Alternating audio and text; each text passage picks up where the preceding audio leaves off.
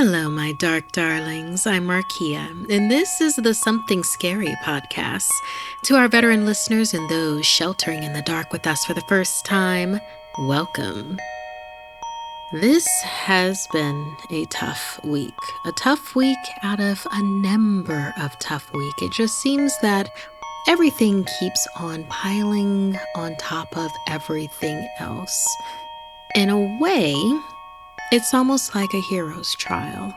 We're all going through what we need to come out the other side better people than we are now.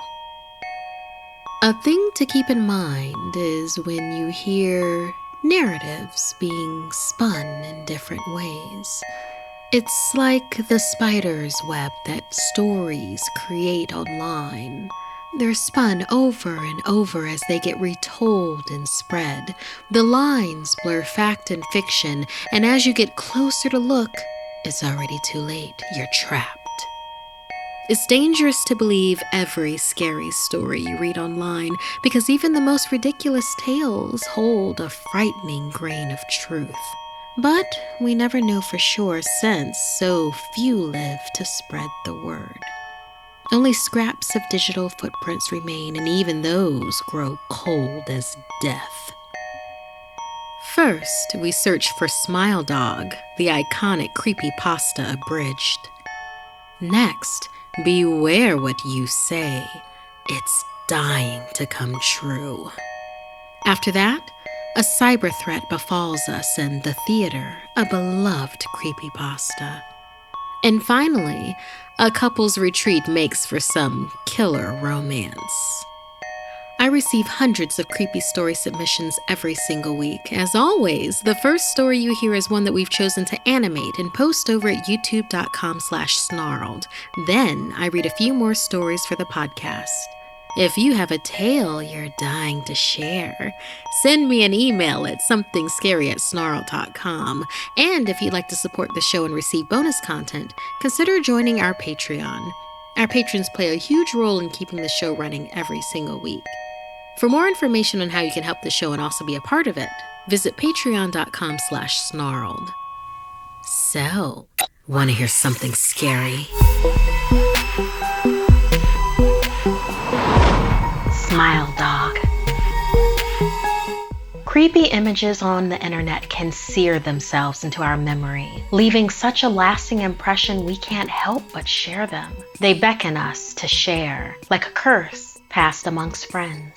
No other image has haunted the online world like Smile.dog. Enjoy this classic creepypasta and spread the word. In 2005, when I was only in 10th grade, Smile.dog first came to my attention through my interest in web phenomena. Mary E. was the most often cited victim. In 1992, when she first encountered Smile.dog, and her life changed forever. Mary was one of an estimated 400 people who saw the image when it was posted, though she is the only one who has spoken openly about the experience. The entire phenomenon centers on a picture file that is nowhere to be found on the internet. Many photo-manipulated simulacra litter the web. It is suspected these are fakes.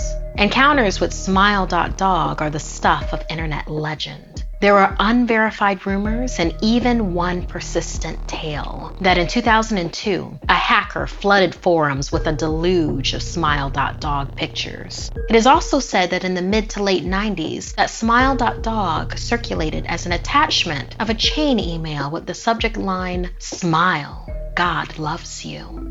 All alleged victims offer the same description of the photo. A dog-like creature, illuminated by the flash of the camera, sits in a dim room. The only background detail that is visible is a human hand extending from the darkness near the left side of the frame. The hand is empty, but is usually described as beckoning. Of course, most attention is given to the dog. The muzzle of the beast is reputedly split in a wide grin, revealing 2 rows of very white, very straight, very sharp, very human-looking teeth. This is a recollection of the victims who claim to have seen the picture endlessly repeated in their mind's eye during the time they are in reality having epileptic fits. These fits are reported to continue often while the victims sleep, resulting in disturbing nightmares. In the summer of 2007, I was a writer gathering information for a few college assignments, and Mary E. had agreed to schedule an interview. At the last moment, Mary changed her mind and locked herself in, refusing to meet with me. For a time after my visit to Mary's apartment, nothing happened. Mary contacted me via email, however, near the beginning of March 2008. Subject: last summer's interview. Dear Mr. L., I am incredibly sorry about my behavior last summer when you came to interview me. I hope you understand that it was no fault of yours. Forgive me. At the time, I was afraid. For 15 years, I have been haunted. Smile.dog comes to me in my sleep every night. The only thing ahead of me is that horrible picture. I see the beckoning hand and Smile.dog. It talks to me, though I'm not quite sure what it really is. It tells me it will leave me alone if only I do as it asks and spread the word. And I know exactly what it means. It wants me to show it to someone else, and I could. The week after my incident, I received in the mail a manila envelope with no return address. Inside was only a 3.5-inch floppy diskette. Without having to check, I knew precisely what was on it. I thought for a long time about my options. If Smile.dog kept its word, I could sleep. Yet if it lied, what would I do? I kept the diskette hidden amongst my things. Every night for 15 years, Smile.dog has come to me in my sleep and demanded that I spread the word. For 15 years, I have stood strong, though there have been hard times. Many of my fellow victims where I first encountered Smile.dog stopped posting. I heard some of them committed suicide. Others remained completely silent, simply disappearing off the face of the web. I sincerely hope you will forgive me, Mr. L., but last summer I was near the breaking point. I decided I was going to give you the floppy diskette. I wanted it to end. You were a stranger, and I thought I would not feel sorrow when you took the diskette and sealed your fate. Before you arrived, I realized what I was doing. I am ashamed, Mr. L., and I hope that this warning will dissuade you from further investigation of Smile.dog. You may in time encounter someone who is, if not weaker than I, then wholly more depraved. Someone who will not hesitate to follow Smile.dog's orders. Stop while you are still whole. Sincerely, Mary E. Mary's husband, Terrence, contacted me later that month with the news that his wife had killed herself. I will admit that I was a little uncertain about how to respond to this. A quick check of several Chicago newspapers' online obituaries, however, proved that Mary E. was indeed dead. Almost a full year after, I received another email. Subject: Smile. Hello. I found your email address through a mailing list. Your profile said you were interested in Smile.dog. I have saw it. It is not as bad as everyone says. I have sent it to you here. Just spreading the word. Smiley face. The final line chilled me to the bone. There was one file attachment, Smile.dog. If I downloaded the image, if I looked at it, and if Mary turned out to be correct, if Smile.dog came to me in my dreams, demanding I spread the word, what would I do? Would I live my life as Mary had? Or would I simply spread the word, eager to be put to rest? If I went through with my earlier intention to write a short article about Smile.dog, I could attach it as evidence. And anyone who read the article, anyone who took interest would be affected. And even assuming the Smile.dog attached to the email was genuine, would I save myself in that manner? Could I spread the word? Yes. Yes, I could.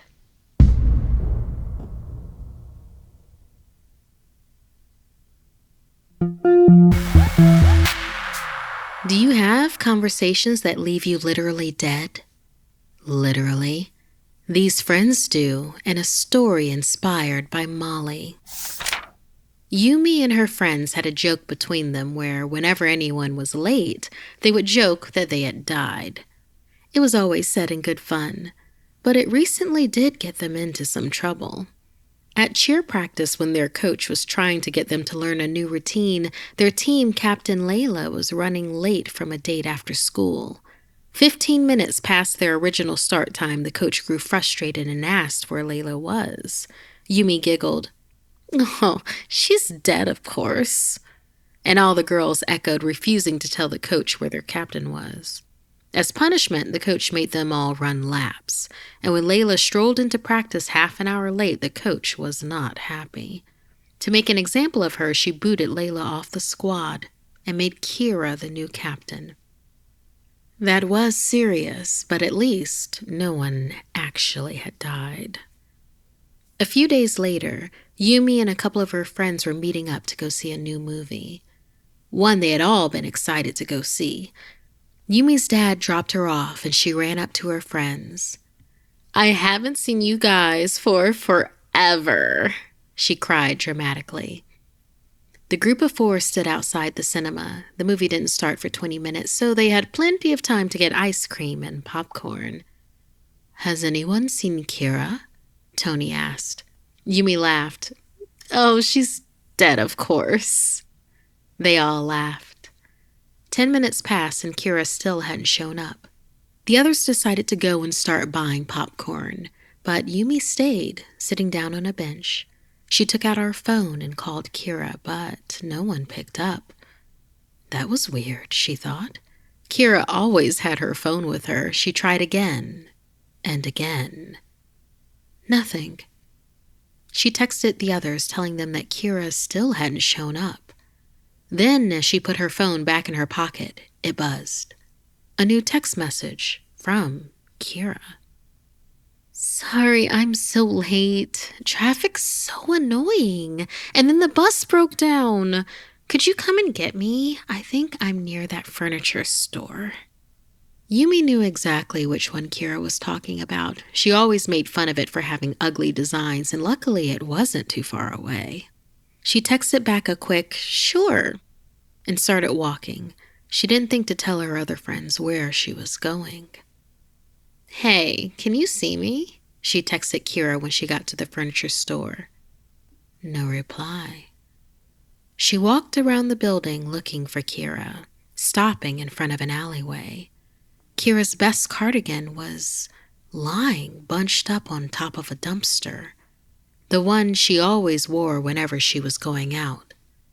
Creepy, Yumi shuddered to herself. "Kira, you down there?" she called out. There was no way she'd gone down the alley. Kira hated anything that smelled bad, and the alley stank of pee and garbage. She wouldn't have ventured through that. Unless she thought it might be a shortcut to the theater? Yumi's gut told her something was off as she started making her way through the area behind the furniture store and movie theater. After a while, it occurred to her that she hadn't realized the alley was so dark. Maybe I should turn back, she thought to herself, and then her entire body froze up. She couldn't move, she couldn't speak, she couldn't breathe. The dark all around her lifted, and in front of her, she saw a trickle of red blood. It was Kira, in a heap. Her guts were torn out of her body, and her blood sprayed everywhere from a slit neck. Yumi only saw all of this for a second because she was starting to black out, and she heard her phone go off. "Hey, did you find Kira?" Yumi shook as she grabbed her phone to type, "She's dead," and hit send. Quickly, she then began to dial for an ambulance. But before Yumi could hit send, she felt the searing pain of metal slashing her throat from behind her. Her blood covered the ground before her as she lost consciousness. When she turned, she choked on a gasp of final surprise. The killer was Layla, who threw her down on the ground. "Like anyone will believe you. It'd be too late anyways." She laughed. Back in the movie theater, Tony and the rest of the girls filed into their row of seats carrying cherry red ices and popcorn. One of them asked Tony where Kira and Yumi were. They'd taken so long already. They're dead, of course, Tony laughed. The girls turned off their phones for the rest of the movie, unsuspecting of the truth they'd discover when the credits rolled. Thank you, Molly, for sharing your story and inspiring this one. So for our listeners out there, how many sayings do you have that could lead to your demise? Those innocent little sayings that could jinx you if they really happened. Those things that could backfire on you like they did for these girls. Things like, I'd lose my head if it wasn't attached. Be careful what you say. Some things are dying to come true.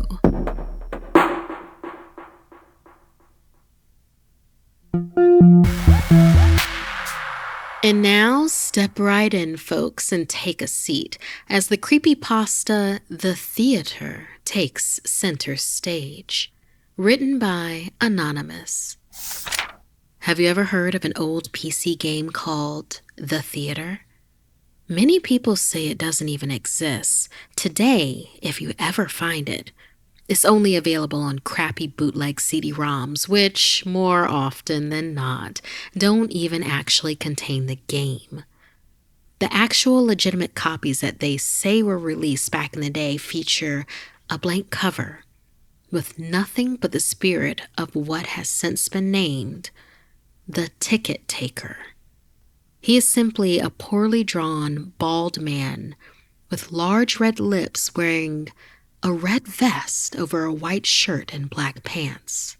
He is completely emotionless, though some say that if you smash the disc, his face is shown as angry the next time you look at the cover. But this is just dismissed as an urban myth.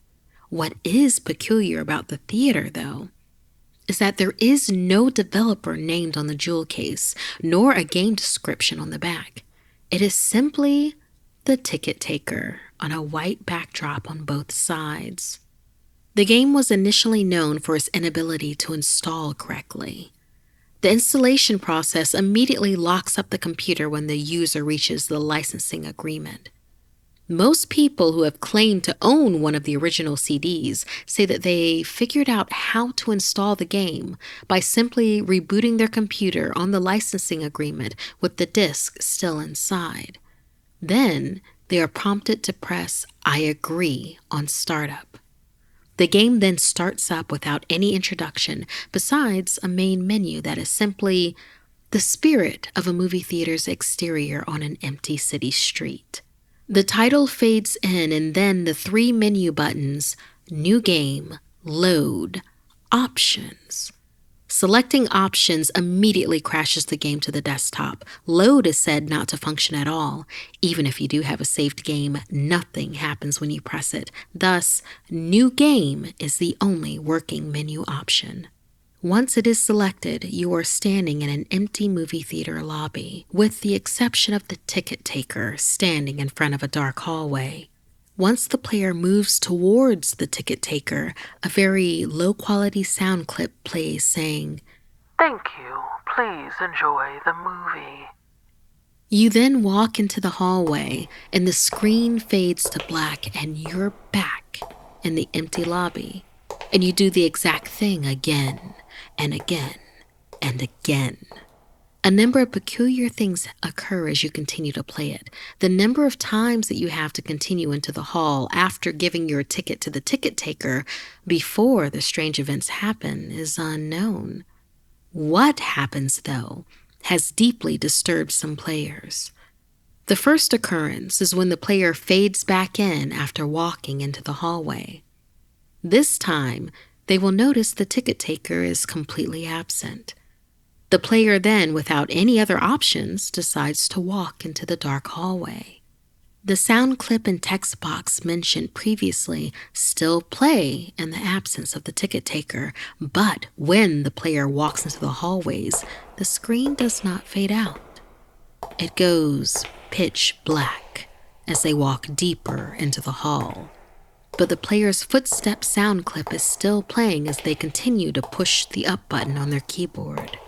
Those claiming to have played the original game report to have felt extremely uncomfortable walking down the hallway, anticipating the whole way something horrible happening. Well, eventually the player is unable to move forward. There is nothing for a few moments before a strange sprite that is described as the ticket taker but with a swirl for a face appears and stands before the player. The original players of the game say their bodies immediately froze up and their stomachs churned as they saw this sprite, which has been appropriately named the Swirly Head Man.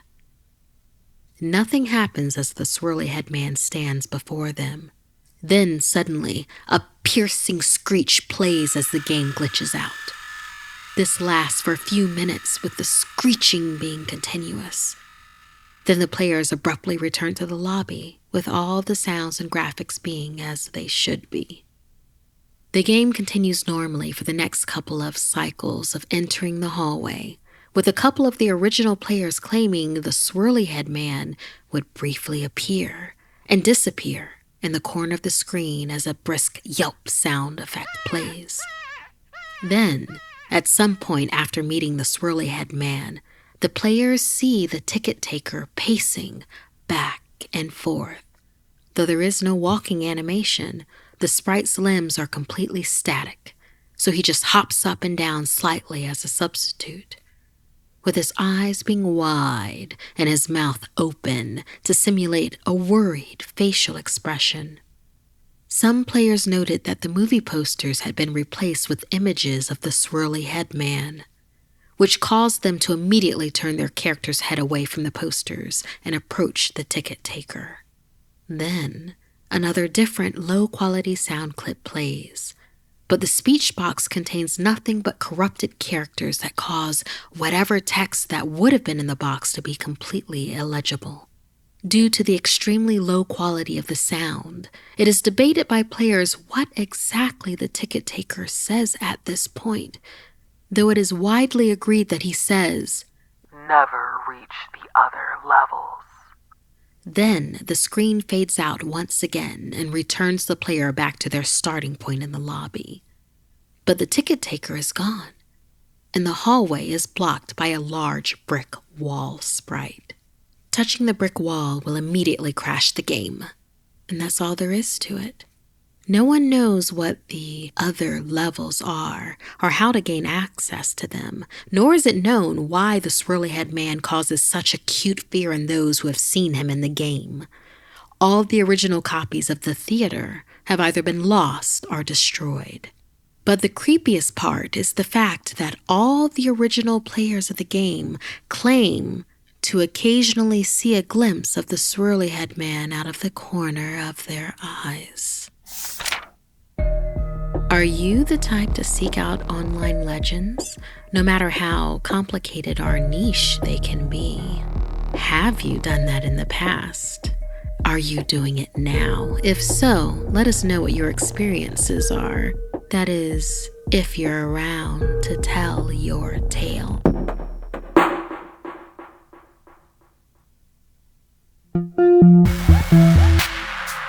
Beware the homes you book for weekend trips. The more enticing they look, the more killer the deal. Like in this story inspired by Katie.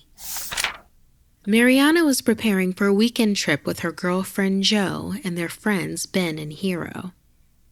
They needed to get away from the city. It had been too long since they'd seen each other, so they rented an isolated beach house nestled among other empty vacation homes. They welcomed the change of scenery as they explored the house. "Whoa, look at this!" Jo shouted from the farthest bedroom as Ben and Hero had already claimed the master bedroom. There was a really old wardrobe in the room she and Mariana were going to stay in. It looked older than the house itself. The wood almost looked like it was rotting, and yet the thing was still standing, large and imposing. Mariana went to open it, but Jo instinctively swatted her hand away. "Hey, what the hell?" Mariana snapped. "I don't know, just don't open it," Jo asserted. "Why?" Mariana asked. "I don't know, it feels off," Joe replied and walked away. Later that day, Ben was grilling burgers on the barbecue, and the other three were in the pool just chilling. Joe and Mariana told Hero about the wardrobe. He asked if they thought it might hold some dead bodies. Ben laughed over the grill, saying a dead body would stink up the place and that all he could smell were the Angus beef patties in front of him. Mariana shrugged. "I don't know. This house is huge." Joe shook her head and explained that the couple she rented it from seemed very nice. They were gone for a church retreat. There were pictures of the upstanding blue-collar-looking family all around the house. A husband and wife with cheerful faces and a luxury boat. Others of them on vacations or with graduating kids. Later that night, they watched scary movies until the early hours of the morning. Mariana was the first to call it a night and wandered off to bed, giving Joe a kiss on the forehead as she left. But not long after, they heard her shout from the furthest room. Joe immediately stood up to go check on her. The hallway was pitch black when she approached the open door at the end. "Mariana," she whispered. No answer. She turned on the light, illuminating the room, revealing the bed untouched. Weird, she thought as her eyes scanned the room. That's when they fell upon a grotesque sight. The wardrobe was open, and Mariana was on the floor, breathing heavily as she bled from multiple stab wounds. "Joe, the wardrobe is a door. 2 people just opened it and attacked me. They said, 'It's time to hunt again.'" Joe wrapped Mariana with a blanket to apply pressure when they heard a crash in the living room. Mariana asked her to help Hero and Ben. Grabbing a lamp, Joe made her way to the living room. There she found an older man and woman chasing Hero. Hero was holding up Ben, who was limping. They smiled, wielding knives excitedly. Without a second thought, Joe slammed the lamp over the head of the man, who then swiped his knife at her. He dropped to the floor, and Joe immediately recognized him as the person she'd rented the house from. He kicked her knees and she fell to the floor. A sharp pain hit her shoulder blade. "We like it when you put up a fight," the woman laughed. She was the other half of the smiling couple from the photos that littered the house. "Get help!" Joe screamed to Hero as they made it to the front door, but the husband chased them down. "It was supposed to be just you and your girlfriend," the woman shrieked. "We'll tell the police that you lied about how many guests were coming and attacked us on our property." Joe was filled with rage and protectiveness. She grabbed onto the woman and rammed herself on the wall to get the crazed woman off of her. They toppled over, and the woman's neck broke with a snap. Having lost a lot of blood, Joe passed out as she heard a car crash outside. When Joe woke up, she was in the hospital. A doctor came to her and let her know Mariana was still in critical condition but would pull through, and that Hero and Ben were also okay. She was told her testimony was needed. It turned out that the man who put up the listing also survived and was to go on trial, as this case tied him and his wife to the mysterious disappearances of others who'd rented their property. Her and her friends were the only ones to survive the couple who'd lure unsuspecting victims to their deaths within their rental homes. This week's podcast stories were edited by Gail Gilman, Markeia McCarty, and Sabina Graves. Narration by Markeia McCarty. Audio edited by Fitz Harris. Graphics by Jonny Ashley. Produced by Analise Nelson. Music by Sapphire Sandalo.